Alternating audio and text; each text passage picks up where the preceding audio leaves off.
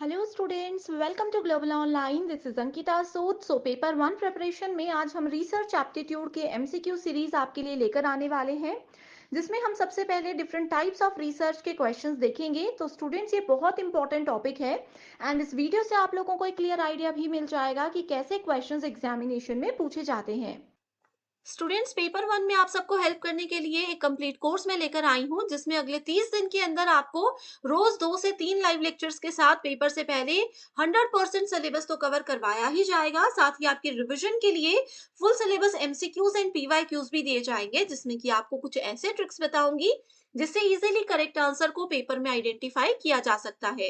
Final preparation के लिए updated mock test है and 5000 plus MCQ question bank है, जो कि एक्सप्लेनेशन के साथ आपको मिलेगा। एंड यकीन रखिए कि इसमें से एज इट इज सवाल पेपर में आपको देखने को मिल सकते हैं। लिमिटेड पीरियड के लिए ये डिस्काउंट आपको दिया जा रहा है। इसके लिए आपको गिवन नंबर्स पर व्हाट्सएप के थ्रू कॉल या मैसेज करके पूरी जानकारी लेनी है। साथ ही स्टूडेंट्स, फ्री वीडियोस और मॉक टेस्ट के लिए ग्लोबल ऑनलाइन ऐप को डाउनलोड कीजिए। स्टोर सेक्शन पर सर्च बार में आपको लिखना है कोर्स का नाम। कंटेंट पर जाते ही आप देखोगे कि यूनिट वाइज फोल्डर्स हैं, जिससे कि आप कभी भी किसी भी यूनिट से अपनी रिवीजन को स्टार्ट कर सकते हो। आपके स्टेट के अलावा अदर स्टेट्स के पीवाईक्यूज भी हम आपको देते हैं प्रैक्टिस के लिए, ताकि आपको अपकमिंग एग्जामिनेशन के लिए एक आइडिया मिल जाए कि किस लेवल के सवाल पूछे जा रहे हैं। तो ये एक ऐसा कोर्स है जो डेफिनेटली स्टूडेंट्स आपको एग्जाम क्वालिफाई करने में हेल्प करेगा। तो चलिए शुरू करते हैं। हमारा आज का पहला क्वेश्चन है मैच द फॉलोइंग से रिलेटेड। ठीक है, सो जिसमें लिस्ट वन में दिया गया है types of research and list two में उसके फीचर्स दिए गए हैं, यानी कि बेसिक डेफिनेशंस ही हैं ये। ठीक है, तो पहला टाइप है रिसर्च का एक्सप्लोरेटरी, सेकंड है cross sectional, explanatory, triangulation and longitudinal. ठीक है, तो आपको इन सभी के नेम जो है, उनकी डेफिनेशन जो है वो पता होनी चाहिए। ठीक है, तो अगर हम लोग एक्सप्लोरेटरी की बात करें तो ये प्रोसेस होता है जिसमें कि हम इन्वेस्टिगेट करते हैं किसी प्रॉब्लम को। अगर आप लोगों को एक्सप्लोर करने का मतलब पता होगा, किसी चीज को ढूंढना, जैसे कि कहीं नई जगह पे जाके हम खुद किसी चीज को ढूंढ रहे हैं, ठीक है, उस चीज को बोल सकते हैं एक्सप्लोर। तो एक्सप्लोरेटरी रिसर्च में क्या होता है, किसी चीज को हम इन्वेस्ट करते हैं, किसी प्रॉब्लम को हम इन्वेस्टिगेट करते हैं। ठीक है, that has not been studied or thoroughly investigated in the past, यानी कि जिसको पहले कभी भी जो है इन्वेस्टिगेट नहीं किया गया है। ठीक है, एंड जो एक्सप्लोरेटरी होता है रिसर्च, ठीक है, इसको जनरली यूज किया जाता है to have a better understanding of existing problem. तो यहाँ पे आप लोग देख सकते हो ऑप्शंस, मीनिंग मैंने आप लोगों को एक्सप्लोरेटरी का बता दिया है। ठीक है, एंड इसका जो गोल होता है वो होता है किसी प्रॉब्लम को फॉर्मुलेट करना, ठीक है, किसी कॉन्सेप्ट को क्लैरिफाई करना एंड हाइपोथेसिस को जनरेट करना। तो यहाँ पे अगर हम लोग देखें तो राइट जो है ऑप्शन नंबर ए से मैच कौन सा करता है वो लोग आप देख सकते हो, मैंने आप लोगों को एक आइडिया दे दिया है। सेकेंड ऑप्शन है cross sectional. So cross sectional research जो है ये होता है जिसमें एक डिफरेंट एजेस के सब्जेक्ट्स को हम कंपेयर करते हैं सेम टाइम पे। ठीक है, it is often used in developmental psychology but also utilised in many other areas including social science, education and other branches of the science. यानी कि साइंस से रिलेटेड जितनी भी रिसर्च होती है वो सब क्रॉस सेक्शनल के अंडर आती हैं। ठीक है, थर्ड आता है एक्सप्लेनेटरी, यानी कि किसी चीज को एक्सप्लेन करना। ठीक है, ये क्यों की जाती है, ये कंडक्ट की जाती है एक प्रॉब्लम के लिए जिसको कि पहले से जो है अच्छे से रिसर्च नहीं किया गया है। ठीक है, एक प्रॉब्लम है, पहले रिसर्चर्स ने उस पर काम किया है लेकिन वो एक अच्छे लेवल पे काम नहीं किया गया है। ठीक है, नेक्स्ट आती है ट्रायंगुलेशन रिसर्च। तो इसमें क्या होता है, इसमें एक से ज्यादा मेथड को हम लोग यूज करते हैं टू कलेक्ट द डेटा। ठीक है, ट्रायंगल यानी कि तीन चीजें हैं, तो एक मेथड, दो मेथड, तीन मेथड, तीनों को हम साथ में यूज करेंगे टू कलेक्ट सम डेटा। ठीक है, एंड दिस मेथड को यूज किया जाता है to increase the credibility and validity of research findings. Next है लॉन्गिट्यूडनल। सो लॉन्गिट्यूडनल रिसर्च जो होती है ये को रिलेशनल रिसर्च का ही एक टाइप है। ठीक है, जिसमें कि हम किसी वेरिएबल को किसी एक टाइम पीरियड के थ्रू जो है वो कैलकुलेट कर सकते हैं। ठीक है, एंड जो लॉन्गिट्यूडनल स्टडी होती है ये क्या करती है, एक सिंगल मोमेंट इन टाइम को एक्सटेंड कर सकती है, उससे बाहर जा सकती है। ठीक है, सो यहाँ पे डेफिनेशंस मैंने आपको सभी 5 रिसर्च टाइप्स की बता दी है। तो उस अकॉर्डिंग अगर हम लोग देखें तो ऑप्शन नंबर 1 का राइट आंसर होगा qualitative data is gathered first and the same predominated later. ठीक है, तो ये होता है पहले उसको एक्सप्लोर करना, यानी कि पहले हम क्वालिटेटिव डेटा हम देखेंगे कि हमें एग्जैक्टली चाहिए क्या है। ठीक है, सेकंड आता है क्रॉस सेक्शनल। सो इसमें क्या होता है क्रॉस सेक्शनल में कि मैक्रो लेवल एनालिसिस होते हैं that is attempted for the data. ठीक है, सो बी का ऑप्शन होगा ऑप्शन नंबर 5। ठीक है, नेक्स्ट आता है एक्सप्लेनेटरी। सो एक्सप्लेनेटरी में क्या होता है, जो क्वांटिटेटिव डेटा है इसको हम गैदर करते हैं पहले, ठीक है, एंड उसके बाद क्या करते हैं प्रीडोमिनेट को हम लेटर ऑन फाइंड आउट करते हैं। नेक्स्ट आता है ट्रायंगुलेशन। सो ट्रायंगुलेशन में क्या होता है, हमारे पास क्वालिटेटिव एंड क्वांटिटेटिव डेटा जो होते हैं उनको गैदर किया जाता है, इकट्ठा किया जाता है एंड देन उनको गैदर मतलब कलेक्ट किया जाता है एंड देन उनको इंटीग्रेट ज्वाइन कर दिया जाता है। ठीक है, नेक्स्ट आता है हमारे पास लॉन्गिट्यूडनल। सो इसमें क्या होता है retrospective analysis of history of the unit. ठीक है, तो ये मैंने बताया जो लॉन्ग टाइम के लिए, जैसे हिस्ट्री की अगर बात कर रहे हैं तो वो लॉन्गिट्यूडनल रिसर्च में आती है। ठीक है, सो इस हिसाब से हमारा राइट आंसर क्या होगा option number 2। Next question is, ठीक है, ये भी मैच द फॉलोइंग है जिसमें टाइप्स ऑफ रिसर्च है एंड उनकी बेसिक डिस्क्रिप्शन दी गई है।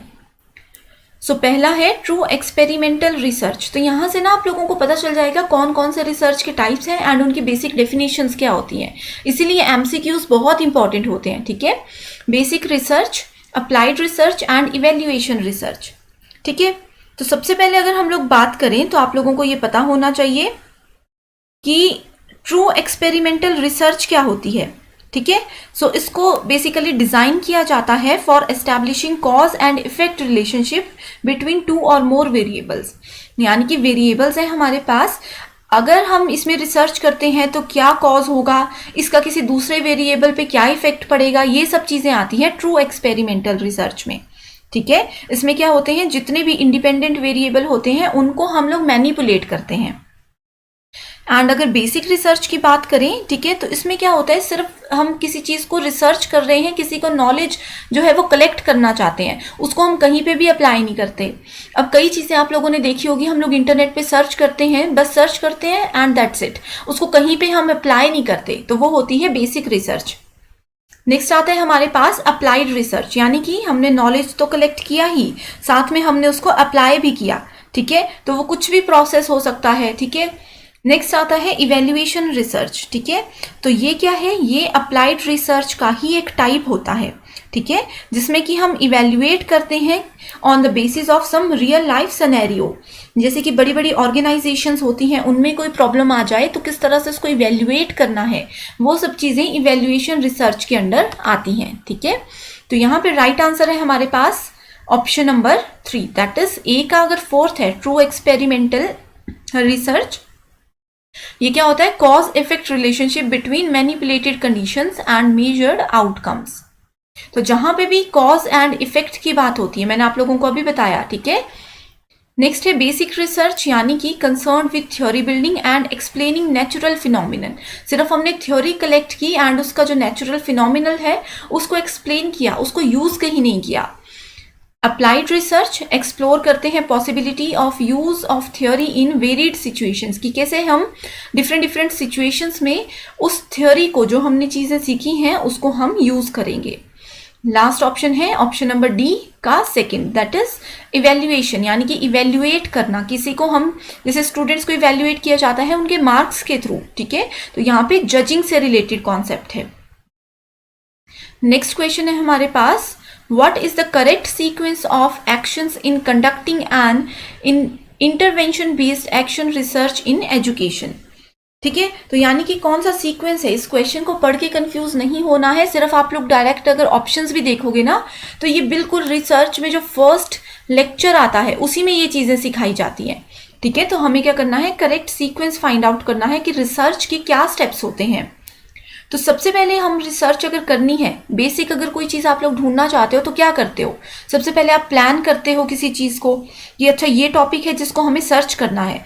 उसके बाद क्या करते हो आप लोग, एक्ट करते हो कि हाँ प्लानिंग हमने कर ली, एक्ट का मतलब है उस चीज़ के बारे में ढूंढना आप शुरू करते हो। फिर क्या होता है, फिर आप ऑब्जर्व करने लग जाते हो किसी चीज़ को, ठीक है। जैसे कि मान लीजिए कि ह्यूमन नेचर पे हम लोग रिसर्च कर रहे हैं, तो एक्ट करेंगे, उसके बाद हम लोगों को ऑब्जर्व करेंगे, उसके बाद रिफ्लेक्ट आता है, ठीक है। तो इसका राइट आंसर होगा ऑप्शन नंबर 2। तो ये क्वेश्चन जो है ना, ये direct question as it is UGC NET में बहुत बार पूछा जाता है, ठीक है। तो आप लोगों ने इस चीज को याद रखना है, ठीक है। एक्ट का मतलब हम ये भी बोल सकते हैं कि प्लान जो होते हैं ना, उन प्लान्स को इम्प्लीमेंट करना, ठीक है। तो ये भी एक्ट के अंदर आता है। जो ऑब्जर्व होता है, ये होता है एक सिस्टमैटिक प्रोसेस, रिफ्लेक्ट होता है कि कैसे हमने उसको यूज किया, ठीक है। एंड प्लानिंग के अंदर अगर हम बात करें तो अंडरस्टैंडिंग, किसी एक प्रॉब्लम को हम कैसे समझ रहे हैं, कैसे उसके बारे में आगे जाकर सोचना चाहते हैं, वो सब चीजें आती हैं। सो नेक्स्ट क्वेश्चन है हमारे पास, a non government organisation conducted a study in a gram panchayat to see the impacts of campaign approach on enrolment and retention of rural elementary school children, this is an example of. तो अब इस question को देख करके maximum students डर जाएंगे कि ये पूछ क्या रहे हैं, कई बार नहीं क्वेश्चन समझ आते। तो आपने सिर्फ ये ध्यान रखना है कि एक स्टडी कंडक्ट करवाई गई है गवर्नमेंट के द्वारा, कहाँ पे करवाई गई है, पंचायत में करवाई गई है। यानी कि इसमें क्या हो रहा है, स्टडी हो रही है हर एक गांव की पंचायत में। यानी कि ये क्या कर रही है, जो रिसर्चर्स हैं वो फील्ड में जा रहे हैं। तो इसका डायरेक्ट आंसर हो सकता है field experiment, that is option number 4, ठीक है। तो इनमें कंफ्यूज होने की जरूरत बिल्कुल भी नहीं है। तो इसके अलावा आप लोगों को ये पता होना चाहिए कि डिस्क्रिप्टिव स्टडी क्या होती है।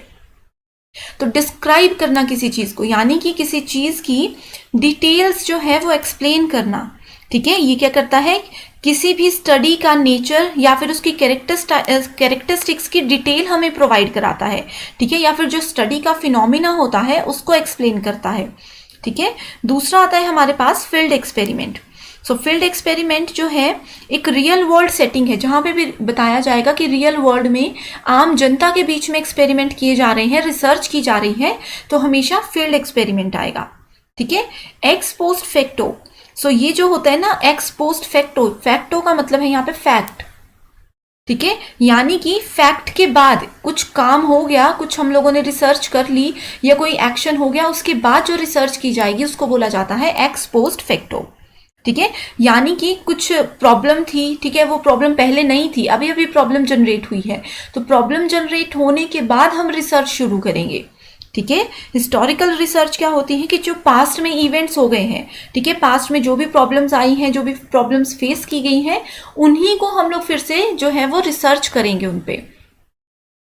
Next question is, according to G.G. Molly, the systematic and scholarly application of interpreted in its broader sense to the solution of educational research, ठीक है। तो ये भी बहुत ही ज़्यादा easy question है, ठीक है, बहुत ही ज़्यादा easy question है। यहाँ पे डायरेक्ट पूछा गया है inductive, deductive, scientific and discussion, ठीक है। तो सीधा पूछा गया है कि G.G. Molly ने systematic and scholarly application related to broader sense से रिलेटेड जो है वो क्या मेथड दिया है, ठीक है। तो इसका राइट आंसर होगा option number 3, that is scientific method.